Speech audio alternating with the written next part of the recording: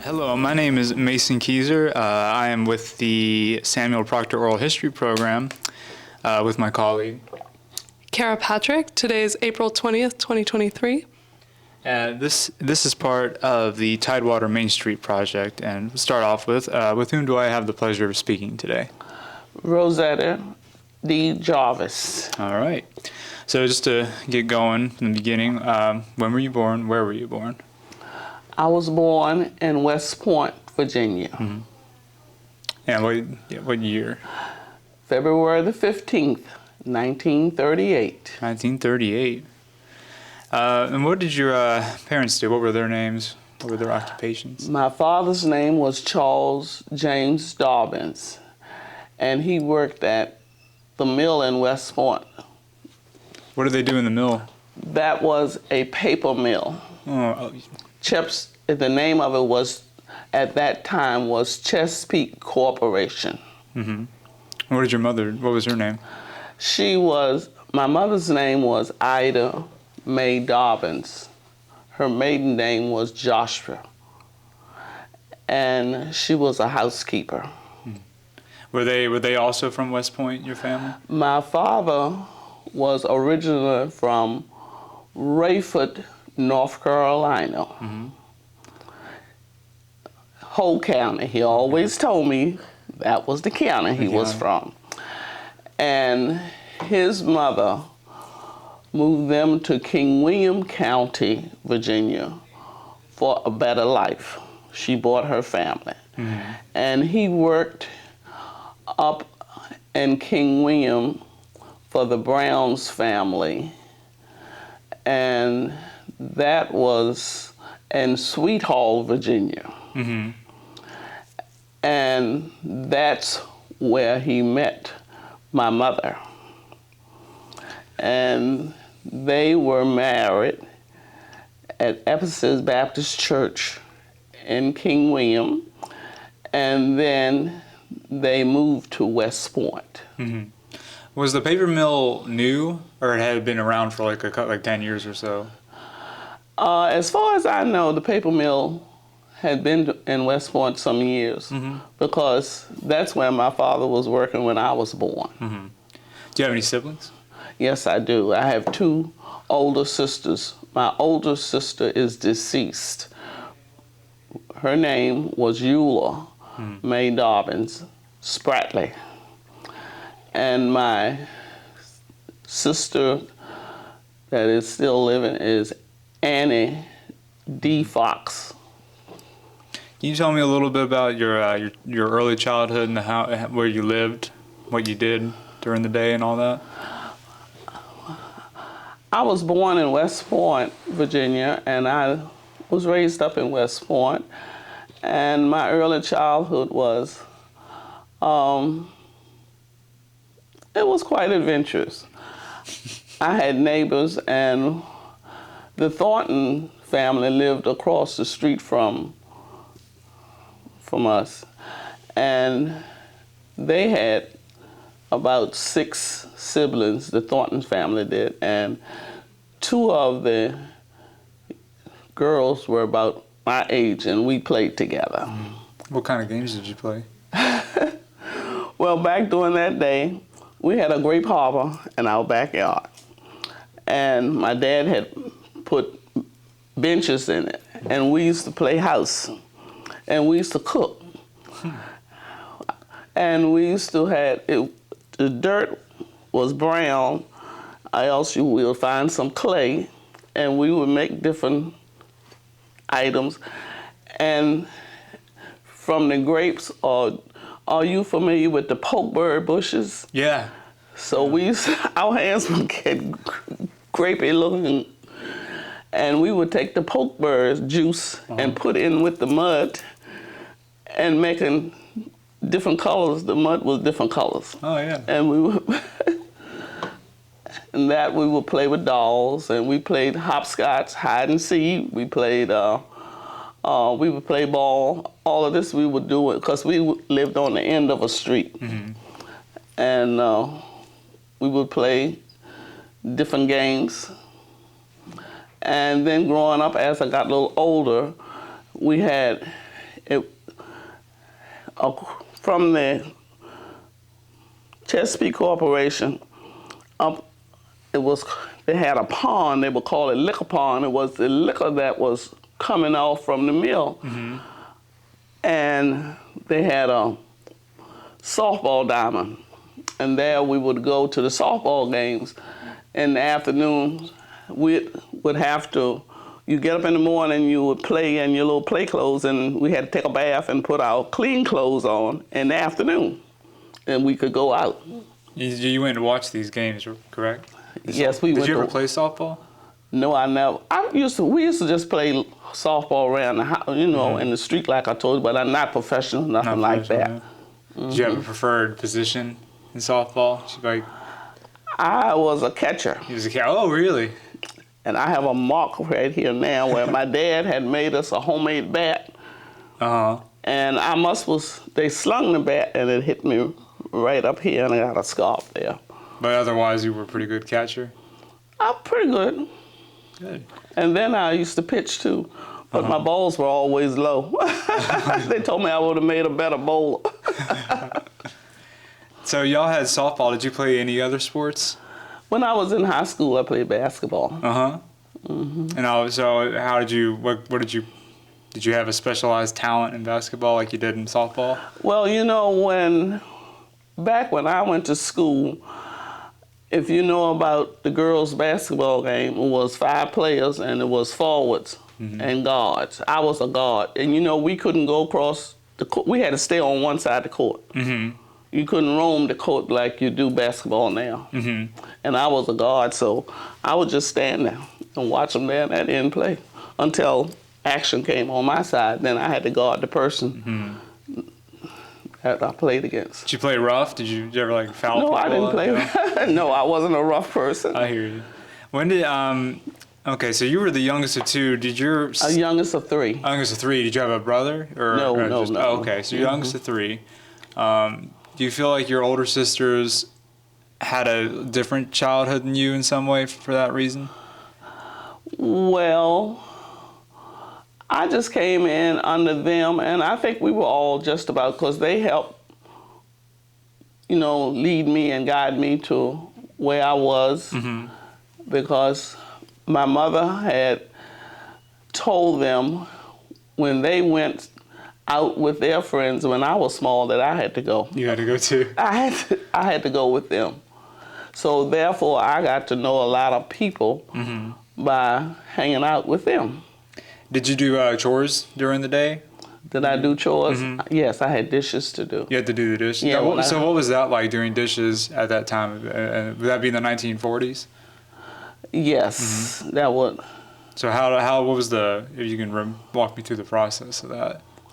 Well, I want to stay outside and play. When my time came for the dishes, I had to be told probably about a couple of times, Rose, when you going to do the dishes? And so I finally had to, do the dishes. I guess I had to try to be a little hard-headed or something. Did you, when you done washing, did you I know this probably sounds a little too detail-wise, but did you dry them on a rack? How did you? No, we had a drain board. Okay. A drain board, and we put them in the drain board, and we put the tea towel over them and let them air dry. Okay. And so how was did you have to do a lot at one time because all the cooking and everything? Well, I did just like if my mother cooked, I had to clean up the kitchen. It was my time to wash the pots and pans and everything. What kind of food did your mother cook for y'all? Well, my mother did a lot of baking, and she was a very good cook. And For breakfast, most time she would make and she did everything from, back then everything was from scratch. You didn't have this prepared things back then. And Sunday dinner was always, my father always had to have 2 meats. It was always roast beef and chicken or ham and chicken every Sunday. And she would have greens, potato salad. West Point was famous for corn pudding. And we would have corn pudding. These were the different vegetables we would have. And my father raised a garden in our backyard, and a lot of our vegetables were fresh. He tended the garden in the backyard? Yes. It was on the side of our yard. He had a garden. When he worked in the mill, what were his how long was he there during the day? 8-hour shift. 8-hour shift. So he'd come home and then tend the garden then, or? Yes, after he came home from the mill, he did the garden. How big was the garden plot? The garden plot was about half size of this room. Okay. And you grew. That's where you grew. Like you said. And the first and it was on our side of our yard in the front, and we had a hedge. Our yard was enclosed with hedges, and the front part of the garden was zinnias, marigolds, and chrysanthemums. I think those were the flowers. He would have flowers, and that was the first time I had seen cotton grow. He would always have cotton plants, and the cotton would grow, and it would bloom, and he would take the seeds out of that for another year and plant cotton. Did he just plant it for the looks of it? For the looks. Huh? Yeah, it's pretty. It's yeah. pretty. Did you go to elementary school in West Point? Yes, I did. What was that like? That was very interesting. I lived on 12th Street, and it was an alley, because we were right here, and across from that, the houses faced main Kirby Street. So we used to walk up the alley to school, because the school was on 13th Street. And we used to come home for lunch at 12 o'clock. And the mill would blow a whistle for the men at work. So every day we knew when 12 o'clock came, the whistle from the mill blew. You could hear it from 5 Yeah, o'clock? oh yeah. And at 12:30, it blew again. Of course, the men had to go back to work, because that's when they used to stop to eat their lunch. And so we had to be back to school before 1 o'clock. About 12:30, when the whistle blew, we knew we had to go back to school. How big were your classes in elementary school? They were very small. No, one teacher would teach, like, we had the first grade teacher, then second and third grade might have been together, and third, fourth, and fifth were like together. And we had about 3 grades in a room. Do any of those teachers stand out to you today? Did any of them make like an impact on you? You remember anything special? Oh yes, yes I did. Yes, I do remember. Especially after I got in the 8th grade, she made a very impact on my life, my 8th grade. Did you go to St. Clair Walker High School? Yes, I did. Yeah. So is that 8th grade, was that in St. Clair, or was that a 9 through 12 school?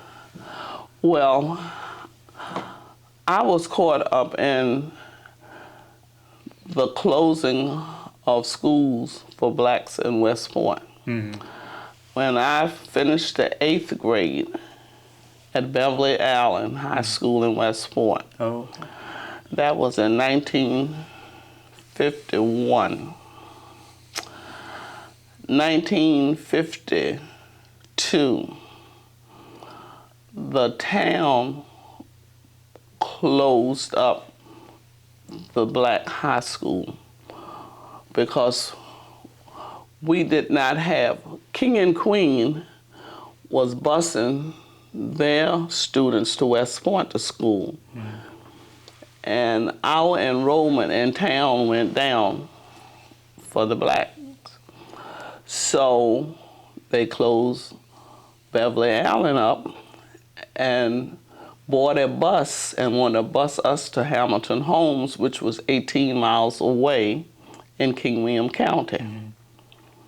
So our parents refused for us to go to that school because they paid taxes in town. So they wanted us to go to school in town. So we went to the high school, which was West Point High School for whites, and the principal would not let us in, and they refused to admit us. So I stayed out of school a whole year. Oh, wow. What did you do during that year? Well, we had 2 students that were enrolled in Virginia State College then in Petersburg, and they taught us until they went back to school, and when they came home, they taught us. And then we had different ministers in town taught us, but it wasn't accredited. Okay, so you would go to their houses? No, we went to the Masonic building. Oh, okay. That's where we had it. And then we were in a vacant building, but it was owned by the town, so we had to leave because they were afraid that the town might have something against us by having school there. So, we to continue? No, please continue. So, Mrs. Dolores Tuppence got a job in Middlesex at St. Clair Walker High School. They had put the gym on for the first time, for the first year. And she had gotten permission to bring some students to Middlesex for school. So she carried she had a station wagon, she carried about 7 of us to school in Middlesex. And that's how I got to Middlesex and started and enrolled in St. Clair Walker. I had stayed out of school whole year, and during that process before I went to Middlesex, we had to deal with what went on in West Point. And so by me being 14 years old, and you know they had a school compulsory law, and they arrested my father because I was out of school all year and I was underage, and so we had to go to court for that, and you know, we had to go through all of that. And before we went to Middlesex. So that's how I got to St. Clair Walker. Before coming out to Middlesex, had you ever been to that part of the peninsula before? Or had you mostly stayed over in West Point? I stayed mostly in West Point, but the Thorntons, which I told you that lived across the street from me, they used to always talk about Urbana.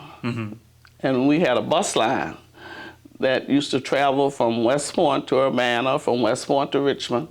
And on Mondays, they used to go to Urbana, and they used to always talk about Urbana. What did they say about it?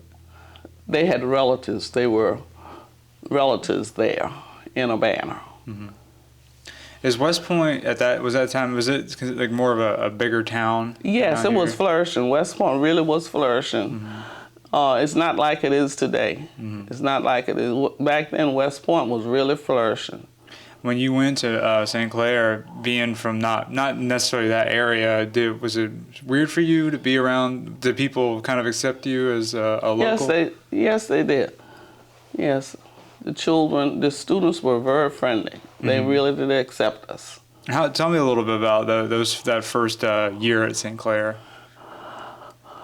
Well, the first year at St. Clair, and you know, by me being in high school, it was different from what elementary school was, and by being in the 8th grade. And so I had to get used to the curriculum of different classes and what to take, and and they had organizations and everything, and I wasn't familiar with them, and I had to learn just like they had an NFA and a NHA, which was for the girls and one was for the boys. And at that time I didn't know what, so the first year I didn't join it. And then after that I joined. And then I joined the band and the choir. What was the class like, the classroom environment? How did the teachers how did they teach? Oh, they were very acknowledgeable, and they made sure that you understood what was going on in the classroom. And my geometry teacher I had, really and truly, Mr. Walker, he taught us more history of the county. He taught us more history of the county than geometry, because I really did learn a lot about the county, because I wasn't familiar with the county, and I wasn't familiar with different things in the county, just like by me being in West Point and my father working at the mill, it was water. Water was the life mostly for people back then. They oystered. And they did fishing and everything, and that was their main life support. And because I know one day when we were in, I do remember we were in our home economics class, and part of that is cooking and some of that is sewing. And we had to have material to make aprons. And one young lady said her father didn't go to the Oyster Rock that day, and I didn't know. I wasn't familiar. So that means he didn't go out oystering that day. And when they went out and came back from oystering, they got paid. So she didn't have money to get her material. So they had to go out every single day like that for her to be able to go. Oh, I guess when you do, it's according to the weather. I think that's how they do the oyster. Okay, so it wasn't like a choice of his, really. That was this particular young lady, that was her father's occupation. That's how he went to the Oyster Rock. Did your other siblings go to St. Clair? No. My other siblings graduated from Beverly Allen High School in West Point. After they graduated, did they stick around town? No, my older sister was enrolled in Virginia State College in Petersburg. And she left Petersburg and went to Providence Nursing School in Baltimore, and she became a nurse. My middle sister was enrolled to go to school in Lawrenceville, but my mother passed. And after my mother passed, she stayed home to take care of my father and I.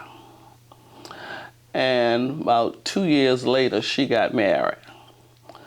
And so therefore, it was my father and I was the housekeeper. I took care of my father and went to school. How long did it take you to get all the way from West Point to St. Clair Walker? Station wagon? It was about 45 minutes. 45 minutes? Both ways? No, one way.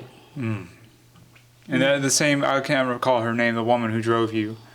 She did that every day? 5 days a week. 5 days a week. When you were in high school, did any subject stick out to you that you really enjoyed? Or maybe one you found really difficult and you had to kind of deal with it? Well, I really did home economics. That was really my best subject in school, because I guess by me being so young and was brought up to be a housekeeper, things that I learned in that class helped me to deal with the situation that I was in, taking care of a household at an early age. Can Can you like maybe walk me through your a typical day of keeping the house, of housekeeping? Well, in the morning, before I went to school, I would fix my dad's breakfast and his lunch. I would put it in his lunch. He had a lunch pail and he had a thermos in it, and I would fix that. And then I would get ready. He would go ahead to the mill, because he would walk to the mill. And then I would get myself ready for school, and I would catch my ride to school. In the evening when I came home, I would get my dinner ready for him, and then I'll get my homework, get my bath, and go to bed. Okay, so you're fixing meals. Cleaning the house. How did you clean the house, like every day, or did you do a big deep clean once a week, or? On the weekends after I got home, that's when I did most of my deep cleaning, like scrubbing my kitchen floor and cleaning, the living room and everything. But other than that, I would just have to pick up and make sure the house was straight every day. And every morning I got up, I made my bed up. And then my father made his own bed up. Made his own bed. When you so you have to scrub these floors, what kind of what were you using to clean it with? Were you using like a store-bought soap, or how did you do that? Well, I used a mop. You had to wring it out in a bucket of water. And I don't know whether you remember wax. We never used it. Liquid wax used to come in a can, and we used to open that. And we had linoleum floors. Then I don't know whether you heard of that before.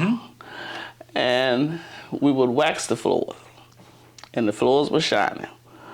But this thing about what we used to do after we cleaned the floors, we used to spread newspaper. I don't know why, but we used to spread newspapers on the floor before we first walk on them. And I never knew why. And then a day or so, we had to take the newspapers up, and then we would dust mop the floors and keep them. They were shiny. They were shiny. They were wax. But then after you walked on them, it wore away. And so the next weekend, you clean them again. You're doing all this cooking. Are you going to the grocery store too? Going to the grocery store too. My father and I both went to the grocery store. Together? Together. And he picked out what, he liked to eat and everything, and I cooked it. So he liked to eat, you said he liked to eat chicken and like roast beef or ham on Sundays. Did he have any other favorite foods? Well, mostly on Mondays they had fresh fish. I used to cook Mondays. That's what we used to always have fish on Mondays, because the fish man used to come to the house, and they used to, not to my house per se, but to the street where we live, and he would park his truck and sell fresh fish. Oh, wow. Now, what did you like to eat? Well, I like seafood. Really? I grew up, growing up in West Point, crabs. Crabs? Crabs were, yes. Oh, do you like soft-shell crabs particularly, or any specific? Oh, yeah, but back then it was hard crabs. No one fished for soft-shell back then? Not too much soft-shell crabs, but I'm crazy about soft-shell crabs now. How did you prepare crabs back then? Oh, back then we used to buy them already steamed. Okay. Because, like I said, the Thorntons had a crab shop. Their grandfather owned Bray's Seafood Company. And people used to come from Richmond to get crabs, hard crabs, and they made delicious devil crabs. What are those? I never heard of that.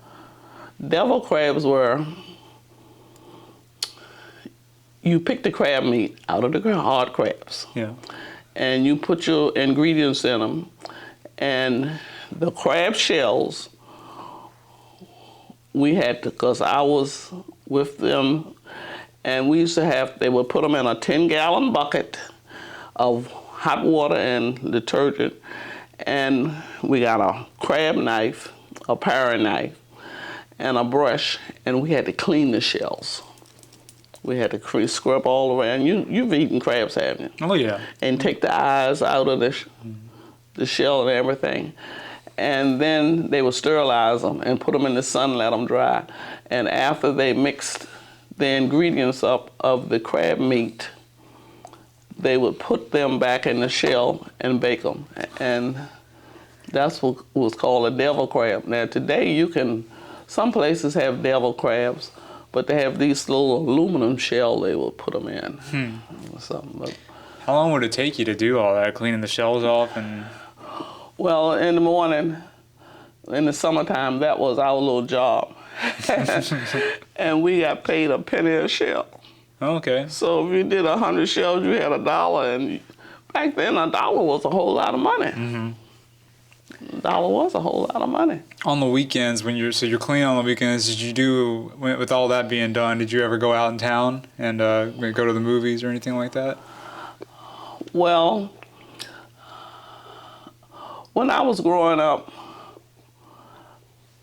movies, most of the children went to the movie on Sunday afternoons. My father was a little strict then. On Sunday afternoons, they had a 3 o'clock matinee. And he said, no, Rose, you can't go. So I obeyed him, and they went, and we had church, and we used to have BTU, and that was in the afternoon, so most time I went to church. What church did you go to? Mount Nebo Baptist Church. Baptist Church. Were most churches back then in the area, were they mostly Baptist churches? Yes. Well, we had Episcopal Church. Episcopal, so Baptist and Episcopal? We had St. Paul Episcopal Church. Hey, did you sing because you told me you sing a little bit. Did you sing in the church? I sung in the junior choir, and after I got older, I sung in the senior choir. What voice were you? Did you sing high or low or whatever? I was a soprano. Oh, a soprano. Take pride in it.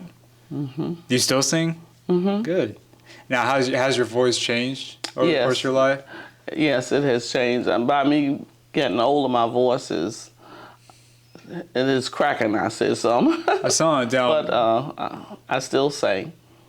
Do you think you've gotten better over the years? It was better over the years, but now that I'm getting older, my voice looks like it's not as strong as it used to be. How did you learn to sing?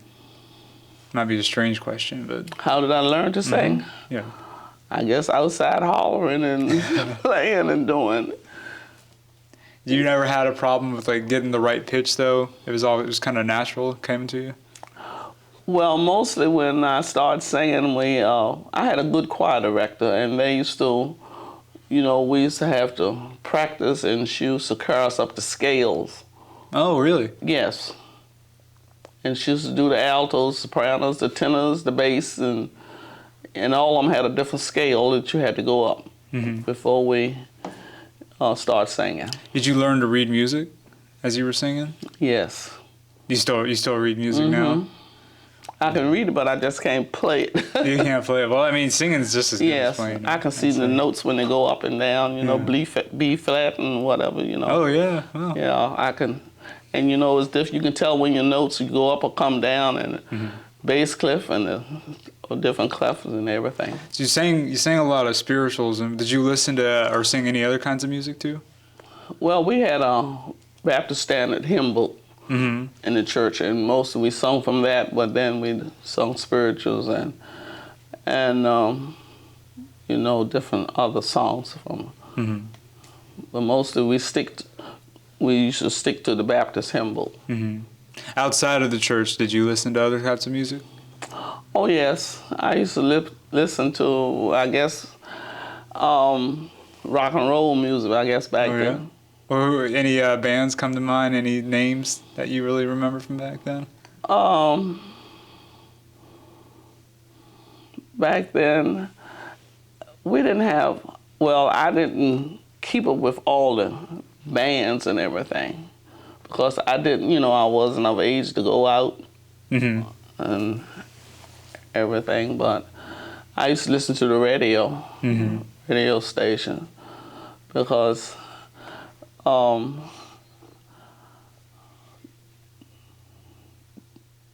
Different groups used to play, didn't make no difference whether they were black or white, We just went along with what was on the radio. What was on the radio. Before I ask any more questions, Kara, would you like to ask them? Here you go. This is Kara for the recording. I'm going to kind of circle back to your time at St. Clair Walker, if that's okay. Okay. So you mentioned you sang at church. Did you do any extracurricular activities that were related to your high school? I was a cheerleader. Okay, cool. Mm-hmm. Yeah. And where did you guys cheer? Was that at a specific sports event? Yes, or? basketball. Basketball. Basketball. Okay. Mm-hmm. Was the team any good? Oh, yes. Yes. Nice. Did you get to travel with them to other high schools, or? Yes, we did. Yeah. Nice. The cheerleaders, they get a chance to travel to other schools. Nice. Were you all a pretty like tight-knit community and friend group, or what were the dynamics on the cheer team? Is that where you found most of your friends in high school, or was it from other places? That I found my friends? Yeah. High school. Mm-hmm. Mm-hmm. Yeah. In high school, were there any kind of events you remember in the community that were particularly impactful to you that stood out? Well, see, by me going to school in Middlesex County, mm-hmm. I was participating in things in Middlesex and in West Point. Okay. So you kind of had your foot in both worlds. Yes. Yeah. How was that? That was good. It was good doing both. Mm-hmm.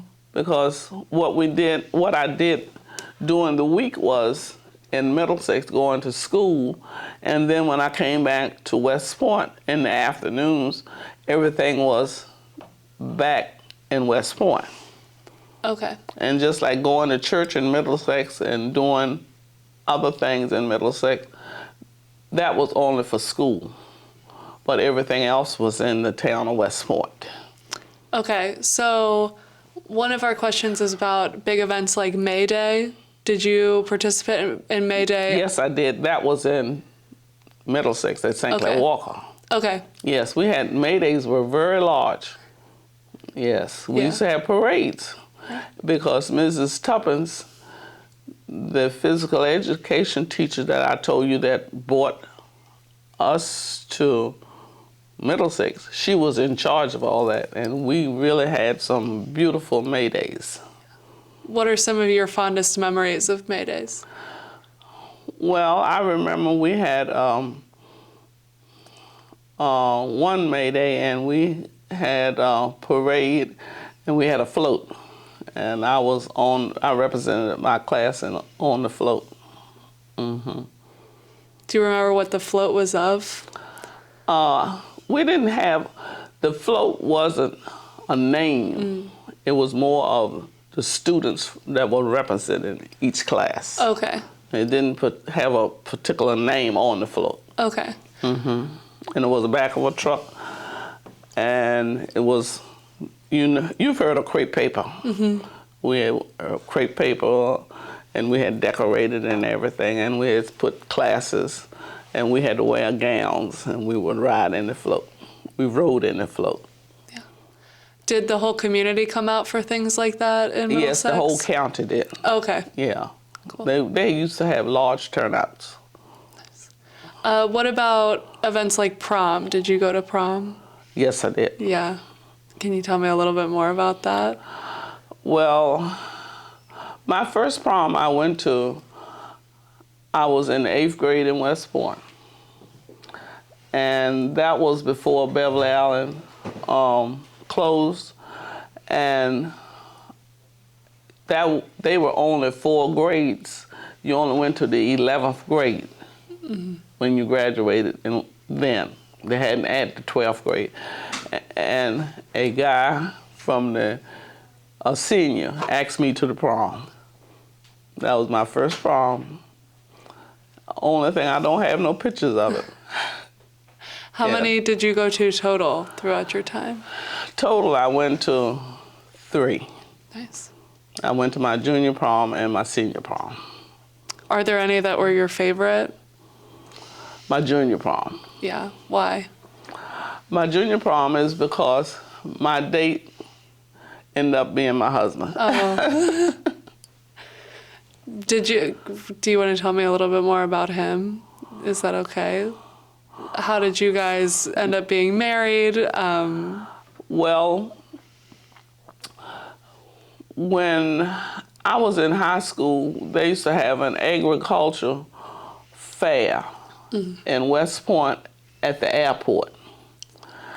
And on Tuesdays, everything was segregated back then.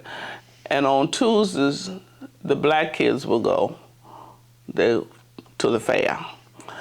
And you've been to a fair, you know the runway and everything. So that day after we got to the fair, which we had a half a day of school, and we got out and went to the fair.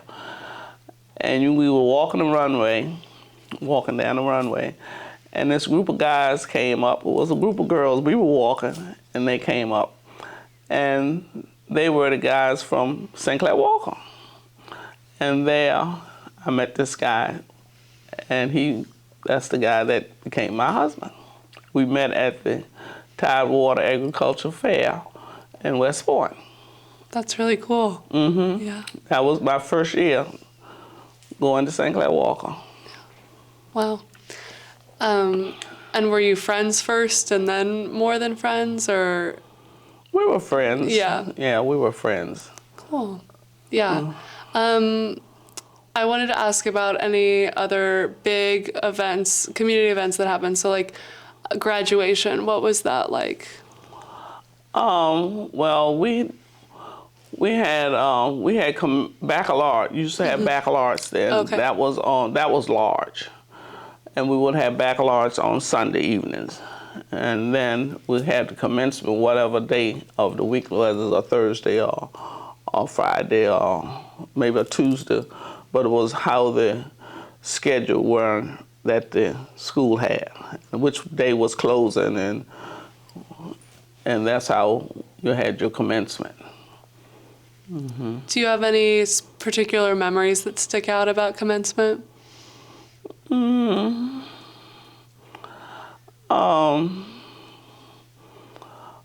Well, it was the class president would always give the greetings, and maybe one might have the class president and maybe the vice president of the class. They probably gave a talk to. And at the commencement, the class president and the vice president mostly gave the greetings and gave for the school and to the parents, and the valedictorian and the salutatorium, they did their speeches. Okay. So, yeah. What do you consider some of your biggest accomplishments in and out of school? In and out of school, well, my biggest accomplishments, I did learn something. I think a little bit by graduating from high school. But after how my life had changed when my mother died, and it put me in a category where I grew up rather fast. And I had lived the life of an adult with managing a home and a family. I was ready for marriage life. I didn't seek college. I didn't seek college. So after I graduated from high school, I got married. And one thing, I'm gonna tell you one reason why I got married. My father got married. And the things that I had done for him for the last 4 years, I wasn't doing anymore. And he had gotten himself a wife. So I said, well, maybe it's time for me to live my life. So I decided I wanted to get married. I took courses in different things after I got married. But I felt like what I had done at a young age had been taken away from me. But I could not deny my father the privilege of leading his life because he was a young man. I didn't realize it. 38 back then was a young age, you know. When he was about 40, I guess, when he got married. But I guess he was like 38 when my mother died. But he was like 40, 42, I guess. But those 4 years had passed. And after you grew up so fast? Yeah, I grew up fast. Yeah. I grew up because I was 12 when my mother died. So I grew up rather fast. Yeah.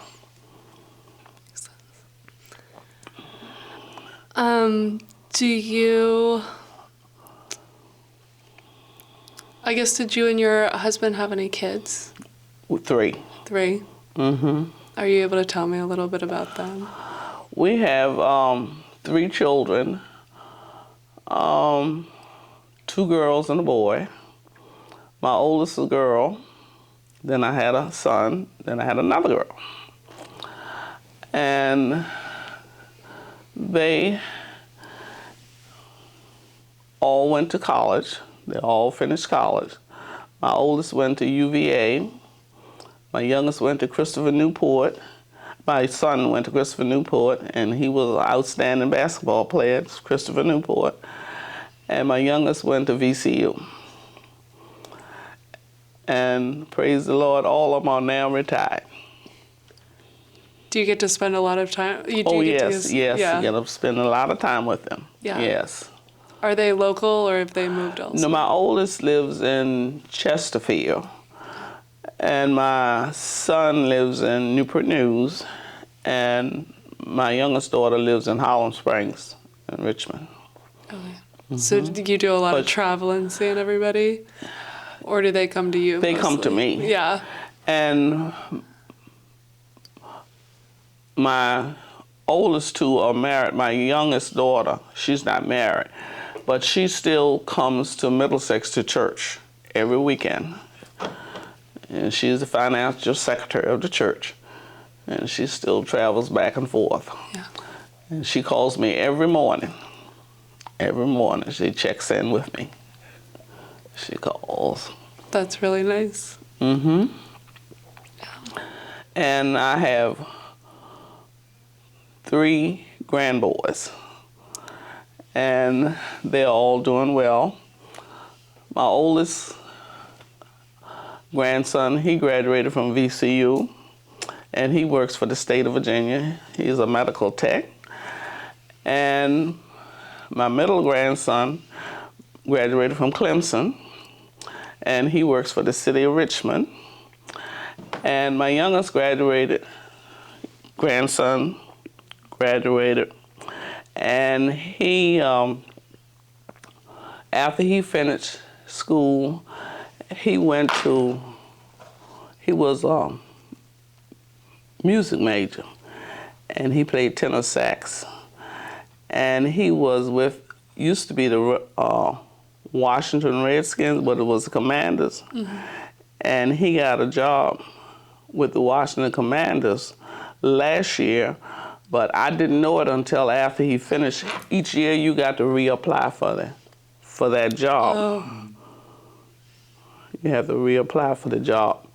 So right now he's back home up in Chesterfield, but he's been doing a lot of substituting at schools.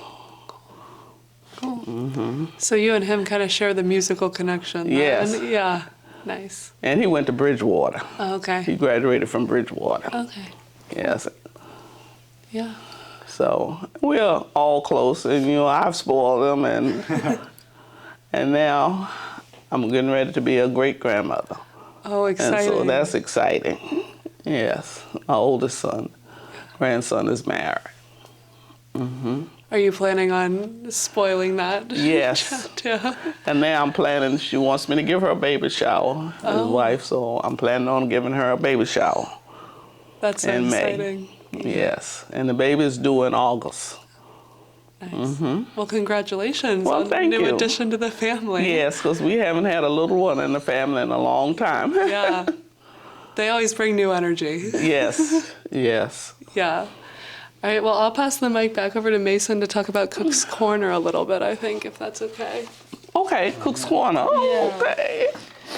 Yeah. So did you go to Cook's Corner often? I live near Cook's Corner. You still live there now? Yeah, I've lived there for 63 years. Is that where you're when you got married with your husband? Did you move with him to Cook's Corner? No, we bought a house. Okay. We bought a house. It's, well, are you familiar with Middlesex? Not too much. I'm from the western part of the Oh, state. okay. So. All right. Well, Cook's Corner is the intersection. It's about, I can walk there in about, it's not about 5-6 blocks. Mm-hmm. That's Cook's Corner, and my house is right down the road on the right. So you 63 years you've been there. Uh-huh. Do you remember what businesses do you remember of Cook's Corner? Well, I remember the business that were there when I moved in that community. It was Lynn Davis had a St. Clair service station. That was the name of the gas back then, St. Clair. It was like a dinosaur or a horse or something like that. And there he had a shop, and I guess back then you used to call them beer gardens. Beer gardens. Beer garden. He had a service station and then ran on this, because it was an intersection. And he had the beer garden around this way, and the gas station was around this way. Can you tell me more about the beer garden? Well, I never did go to the beer garden, but when I did go, they used to, it was like a dance floor, and you had jukebox, and you put your money in the jukebox, and the people would dance. And they had booze in there. I did go in there, and they would sell sandwiches, fried chicken or whatever. They had dinners or sandwiches they used to sell.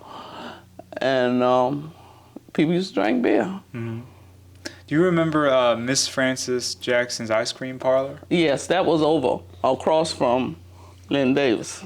Was it called an ice cream parlor, or was it called a... All I knew was Miss Frances Jackson. That's all everybody used to say, Miss Frances Jackson. Who was she? She was a lady that owned the property and ran the place, but she did sell ice cream, and she had she sold gas too. Do you remember what she was like? Yeah, she was, when I joined church, she was one of the ladies at the church, and she had she had a dog. She had a dog, and that dog would follow her. When she went in that car, when she would pass my house, that dog would be going down the road, because she used to change the flowers in the church every week. And she would go down the road, that dog would follow her down the road. And every Sunday she come to church, that dog would stand out that car and wait for her to come out of church. So the dog kind of just roamed around on his own volition? The dog? Was he friendly?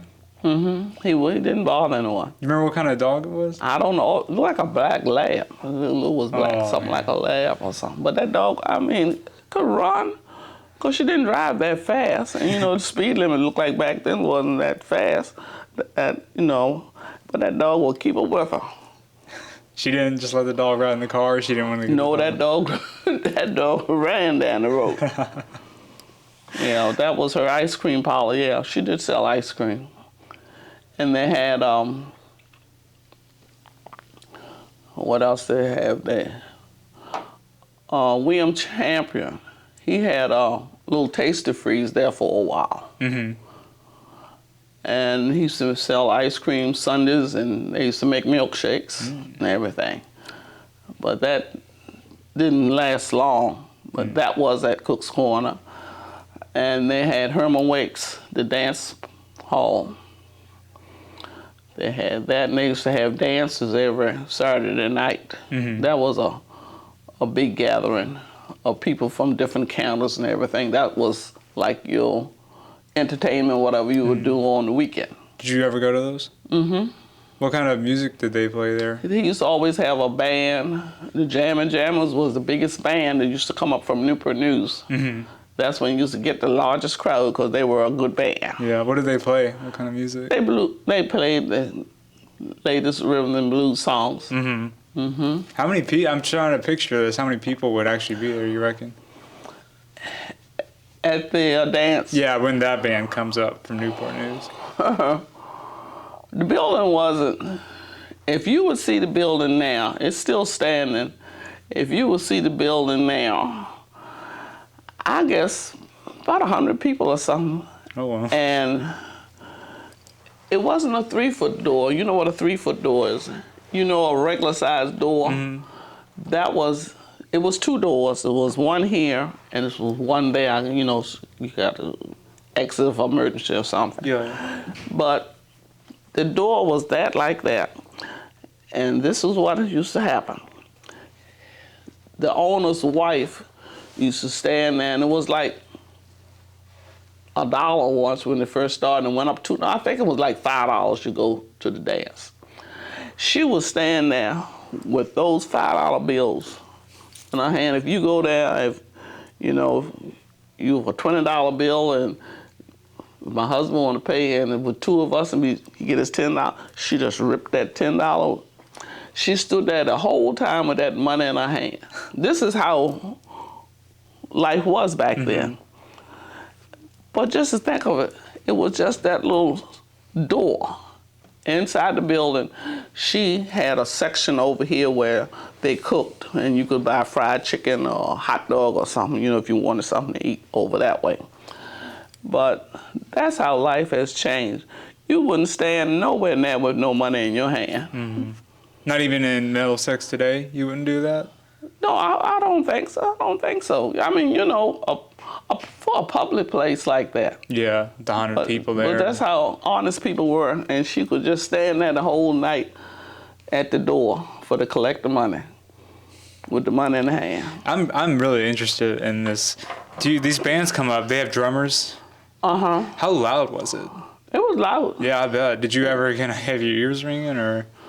I mean, we didn't have speakers and everything like you have now. Mm-hmm. It was just a regular drummer playing, and it's the modern day equipment that you have now is loud. Yeah. It's loud. It's really loud. Mm-hmm. But what kind of dances did you do? Did they have like names and everything? Yeah, well, back then they called it the jitterbug. You did the jitterbug? Mm-hmm. But now they call it hand dance. Mm-hmm. And it was nothing like the line dance. You always had a partner when you danced. Someone, and the guys used to go around and ask the ladies around in the building to dance. Mm-hmm. Now, so you went with your husband? Mm-hmm. Most of the time, Would it be normal for you to also dance with other men while you're there? Yeah. Mm-hmm. And he would dance to other ladies and everything. Yeah. No feelings ever got hurt? Huh? No feelings ever got hurt? No. Let me think. And how would the band like they'd start off with like a fast tune maybe, and then alternate to a slow one? Yeah, to slow ones. Yeah. Did they play their own music, or did they play covers of popular songs? They played the popular songs that were out, because they didn't make up songs and play them. They played the popular music, what was on the chart back then. How long was this dance hall like operating, where they'd bring in that many people? Dances usually start like 9. Dances usually last till about 1 o'clock in the morning. Mm-hmm. And so in the 60s it was going on. Were they still having dances in the 70s and further on? Well, no.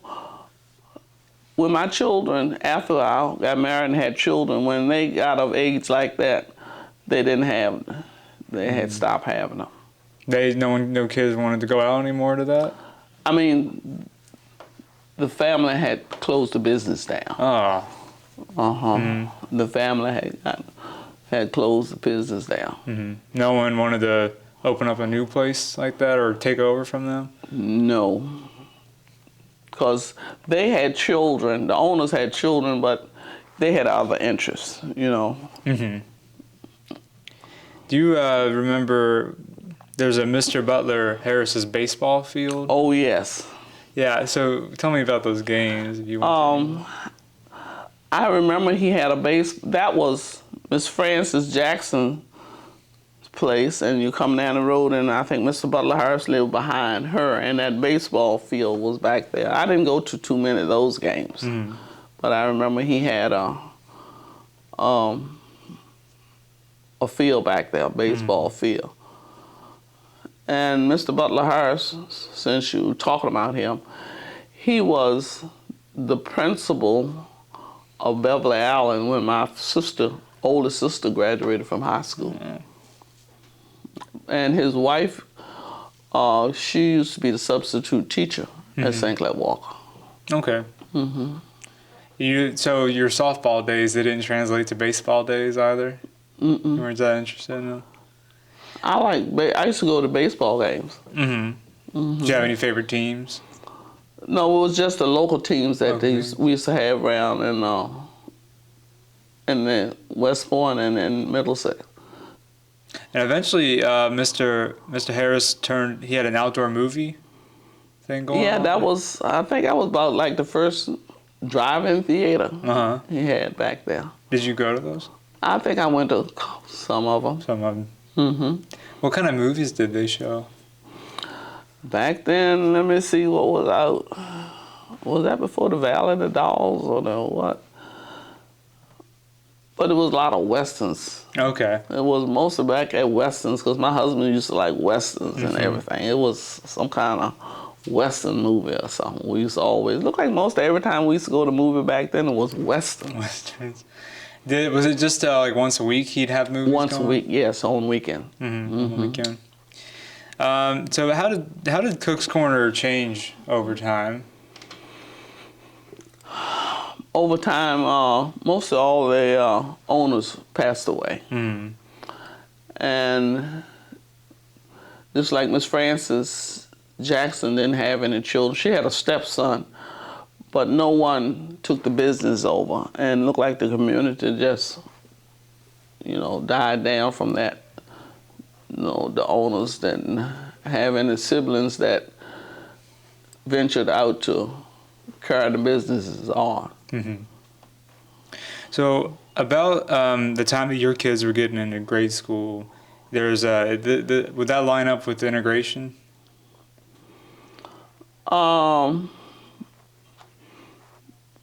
Schools were segregated when my children They first started.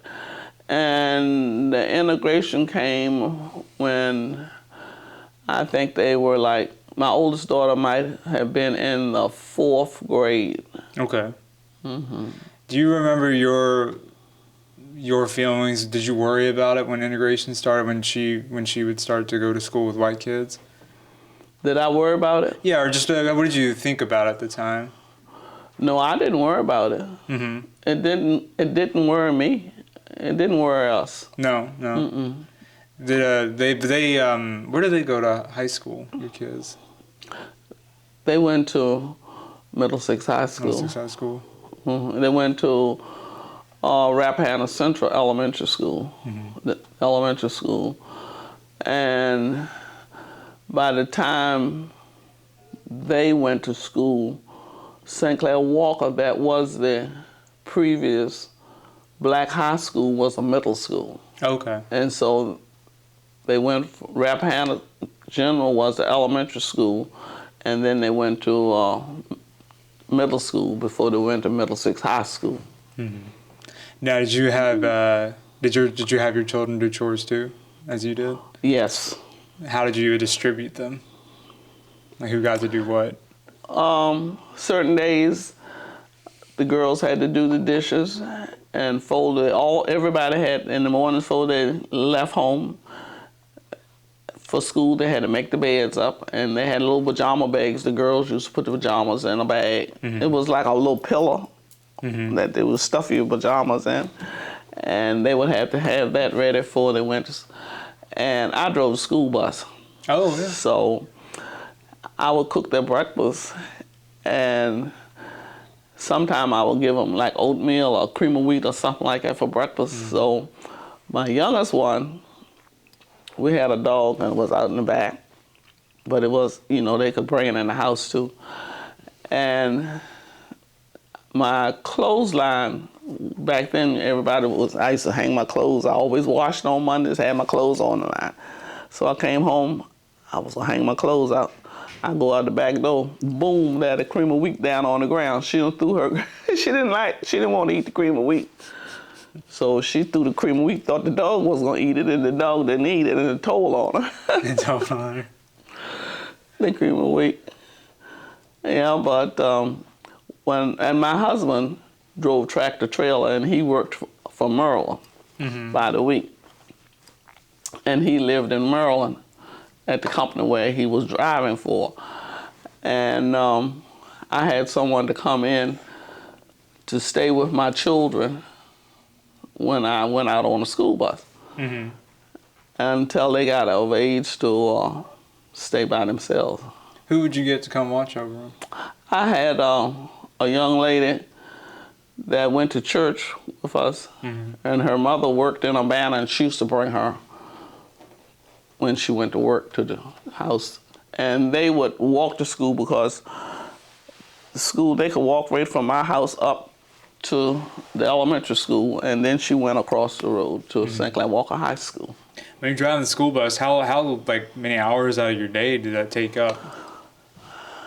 About an hour and a half, and about 3 hours a day. 3 hours a day? Morning and afternoon, about an hour and a half in the morning. What did you do in between when you've done with the morning route? I went back home and did my chores. And then after the afternoon route, I mean. After that, when they put the preschoolers on for kindergarten, we had a half-a-day kindergarten. So I drove school bus for the kindergarten. So in the mornings, when you went to your regular route, you brought kindergarten students to school.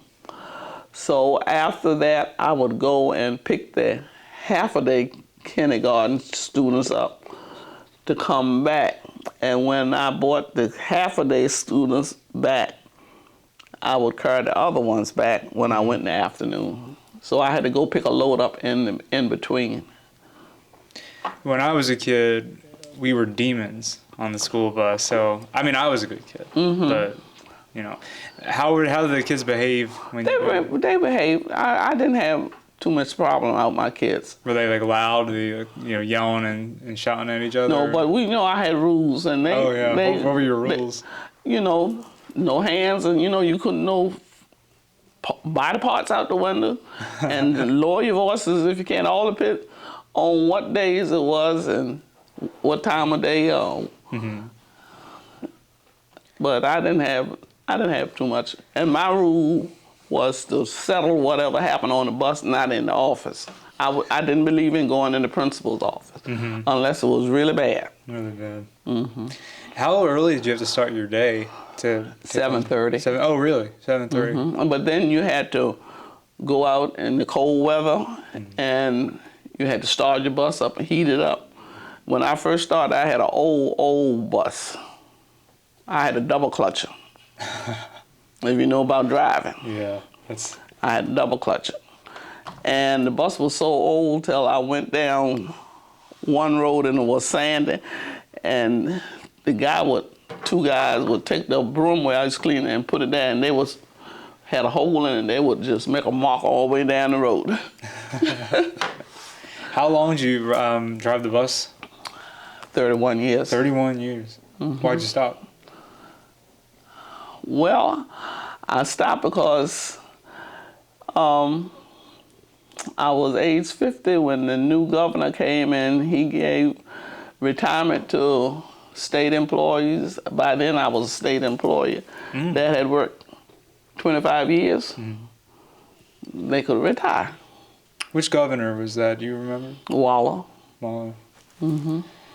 So I'm going to kind of circle back a little bit to an earlier time. What do you remember? Do you remember any hearing about national news, or hearing about on the radio or TV, any specific event that kind of flashes into your mind as a kid?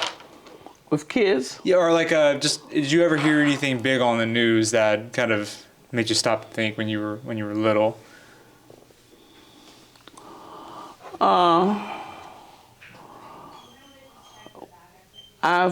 The things that I've heard on the news, I don't think I was little, but this was something like the killing of John F. Kennedy or something. I think I was married then. Mm-hmm.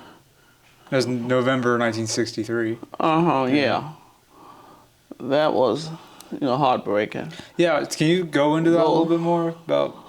I was home that day, and I was, in between bus routes, and I was into the stories then, and the interruption came on television about that.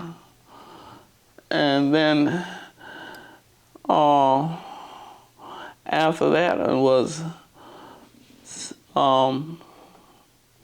I think another interruption came, and was the time Martin Luther King, I think, got shot. Mm-hmm. And then I think Bobby Kennedy, his brother, got shot. I think all those interruptions were 1968 was a big year on television. How did the community, I don't know, react to all that? When big interruptions, when JFK, when Dr. King, when RFK was shot. Everybody was sad and everything, but where I lived, there was no rioting or no nothing like that. Where I lived, we didn't have any rioting or anything.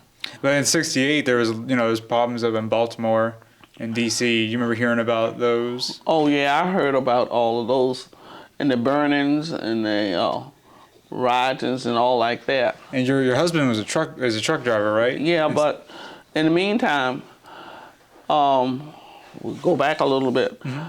My youngest daughter was at home, and the other two children were in school, and she was always sad when her dad went off to work. And she said, I want my dad. Mm-hmm. So I got an application from my friend in West Point for the mill, and I filled the application out for him, had him to sign it, and turned it back into the mill, and he got a job at the mill. Oh, really? So he moved home.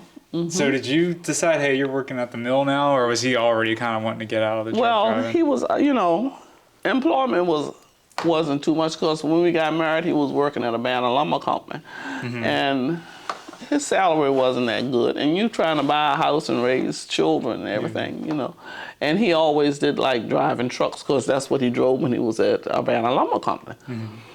He delivered the goods from a Banner lumber company. And so one of his friends came home and told him that this company in Maryland needed a truck driver. Mm-hmm. And he went and applied for the job and got the job. And I didn't want to live in Maryland, because he wanted to buy a house in Maryland, so I decided not to live in Maryland. And you wanted to stay in Middlesex, or you just didn't like Maryland? I wanted to stay in Middlesex. I didn't want to go to Maryland. So you come from West Point, but it seems like you spent most of your life here. Do you feel, I know there's kind of like you're either from here or you come here. Do you feel like you're a from here person or a come here person? I feel like I'm a come here person. Really? But most of my life has been spent in Middlesex. Mm-hmm. But I still like my roots where I came from, West Point. Yeah. I don't want to give that up. Kara, do you want to ask any more questions? No, I think I'm all good. If you don't have anything else you want to add. Thank you all for interviewing me. I hope I have given you some information. No, it's been a great pleasure. Definitely.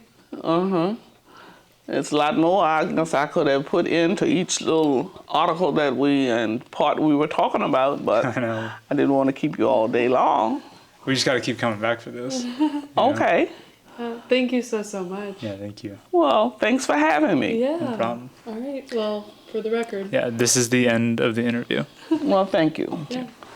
I can help get this mic off you, so we don't keep listening to you all the way home.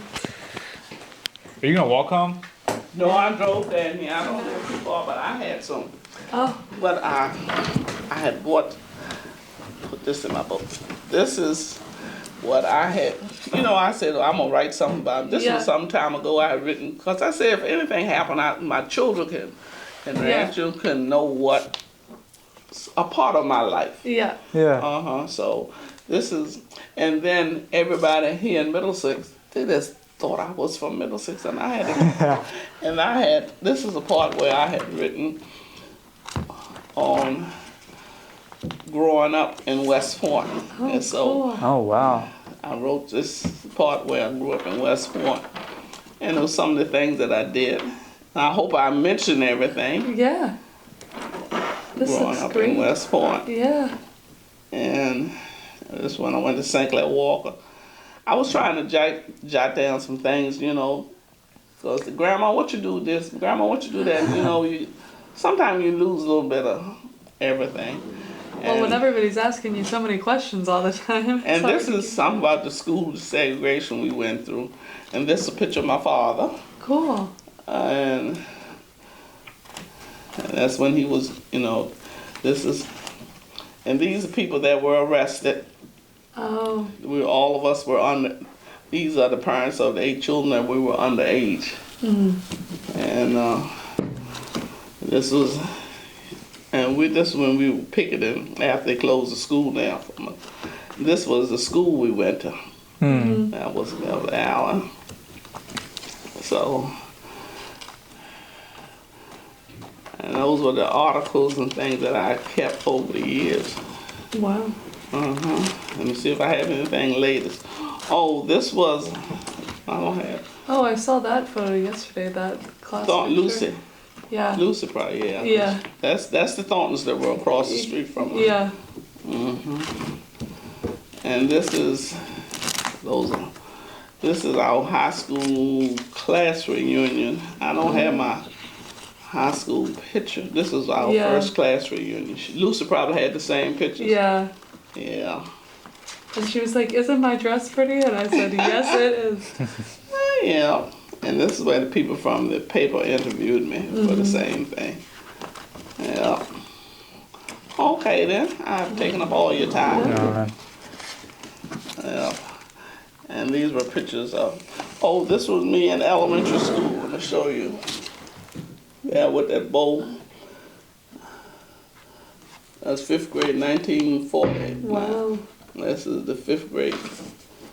See, that's where he was 3rd, 4th, and 5th grades. Yeah. In that class. Yeah. So did everybody else go to high school elsewhere, or? By this time, everybody went elsewhere. It was about 8 of us that went to St. Clair Walker. Oh, okay. And you were talking about May Days. This was, my sister was a queen for May Day. Oh, cool. This was when she was in Beverly Allen. Yeah. How did they choose the queens and the kings? Huh? How did they choose who got to be king and queen? I think the students voted on who you had about 3 people, and I think the students voted on how they became the queen. And this is the last graduating class of St. Clair Walker. It was only 3. And this is the last class. Oh, wow. No, Beverly Allen, I meant to say. Oh, okay. This is the only. Your sister was in that class? My sister graduated the year before that. Yeah, before that. She graduated the year before that. Yeah. Yeah. And this is the bus that used to bring the children from King and Queen to Beverly Allen. Okay. And that's it. And these were some of the students that I went to school with. Well, that's it. Wow. This is a great thing to pass down to your family too. They're gonna love it. Yeah. And so when they start asking questions, Yeah, just give them the book. Here's the book. all right, thank you all. Thank you Thank so you. much.